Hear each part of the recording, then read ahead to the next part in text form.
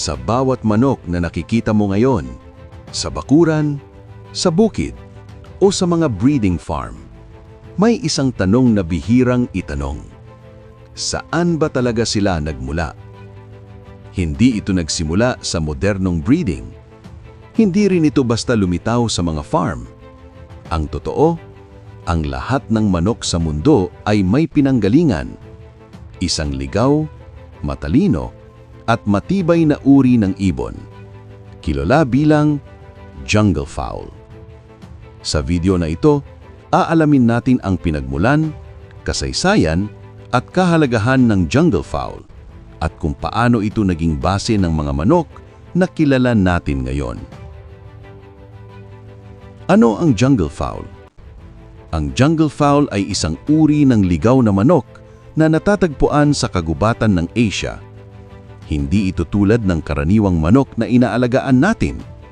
Mas alerto, mas mailap, mas natural ang galaw. May 4 na pangunahing uri ng jungle fowl: red jungle fowl, gray jungle fowl, Sri Lankan jungle fowl, at green jungle fowl. Pero sa lahat ng ito, ang pinakaimportante ay ang red jungle fowl. Ang red jungle fowl, ang tunay na ninuno. Ang red jungle fowl ang pinaniniwalaang pinagmulan lang karamihan sa domestic chickens ngayon. Matatagpuan ito sa Southeast Asia, India, Indonesia. Ito ang ibon na mabilis, matalino, mahusay umiwas sa panganib. At higit sa lahat, ito ang unang na-domesticate ng tao.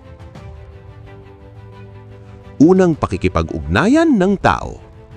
Libo-libong taon na ang nakalipas, natuklasan ng mga sinaunang tao ang jungle fowl. Sa simula, hindi ito para sa pagkain, kundi para sa obserbasyon, tradisyon, at kalaunan pag-aalaga. Unti-unti, natutunan ng tao kung paano ito alagaan hanggang sa magsimula ang domestication. Domestication, mula ligaw hanggang alaga. Ang domestication ay hindi nangyari sa isang gabi. Ito ay proseso ng pagpili, pag-aalaga, pagpaparami. Sa bawat henerasyon, nagbago ang itsura at ugali ng manok. Mula sa mailap, naging mas kalmado. Ligaw, naging alaga. Pagkalat sa buong mundo. Mula Asia, kumalat ang manok sa iba't ibang bahagi ng mundo sa pamamagitan ng kalakalan, paglalakbay, migrasyon. Nakarating ito sa Europe, Middle East, Africa, hanggang sa maging bahagi ng maraming kultura. Pagkakaiba ng jungle fowl at modernong manok. Kung ikukumpara, jungle fowl, maliit, mabilis, alerto. Modernong manok, mas malaki, mas varied ang kulay, mas domesticated.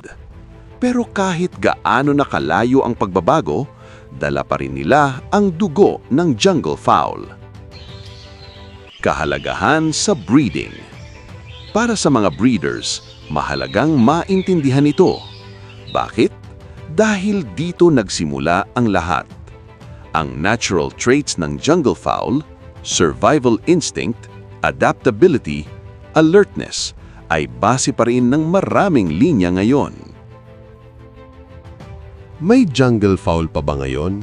Oo, meron pa rin hanggang ngayon. Pero mas bihira na, may halong genes na sa iba. Kaya ang pure jungle fowl ay bihira at mahalaga.